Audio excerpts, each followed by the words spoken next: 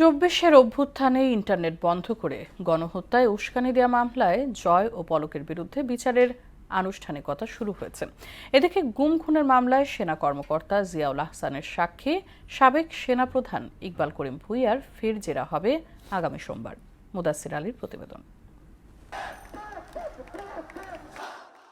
জুলাই আন্দোলন চলাকালে ইন্টারনেট বন্ধ করে গণহত্যায় ভূমিকা রাখা মামলায় সাবেক প্রধানমন্ত্রীর উপদেষ্টা সজীব ওয়াজেদ জয় ও সাবেক আইসিটি মন্ত্রী জুনায়েদ আহমেদ পলকের আনুষ্ঠানিক বিচার শুরু হলো। বুধবার আন্তর্জাতিক অপরাধ ট্রাইব্যুনাল একের চেয়ারম্যান বিচারপতি মোহাম্মদ গোলাম মর্তুজা মজুমদারের নেতৃত্বাধীন বিচারিক প্যানেলে প্রসিকিউশনের সূচনা বক্তব্যের মাধ্যমে শুরু হয় এর আনুষ্ঠানিকতা। তবে সাক্ষ্য গ্রহণ শুরু হবে 25 ফেব্রুয়ারি।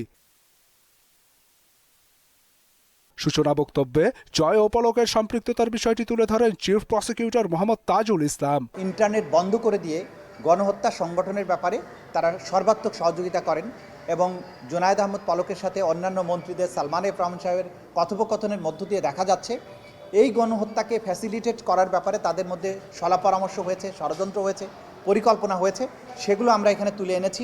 তবে অভিযোগ অস্বীকার পলকের আইনজীবীর। আইনগতভাবে ইন্টারনেট বন্ধের নির্দেশনার দেওয়ার কোনো সুযোগ নেই, উনি নির্দেশ দেননি, বরং উনি সাময়িকভাবে যে ইন্টারনেট ব্যাহত হয়েছে এরপর থেকেই উনি ইন্টারনেটটাকে রেস্টোর করার জন্য, চালু করার জন্য সর্বাত্মক চেষ্টা করেছেন।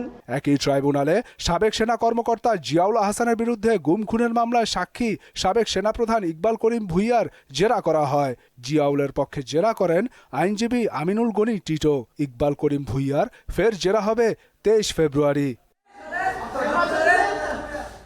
এদিকে ট্রাইব্যুনাল 2-এ আওয়ামী লীগের সাধারণ সম্পাদক ওবায়দুল কাদের, সাবেক প্রতিমন্ত্রী আরাফাত, ছাত্রলীগের সভাপতি সাদ্দাম সহ 7 জনের বিরুদ্ধে মানবতা বিরোধী অপরাধ মামলায় শহীদ শরীফ ওসমান হাদির জবানবন্দিকে সাক্ষ্য হিসেবে নেয়ার আবেদন করেছেন প্রসিকিউশন। মুদাসসির আলী, মোহনা সংবাদ, ঢাকা।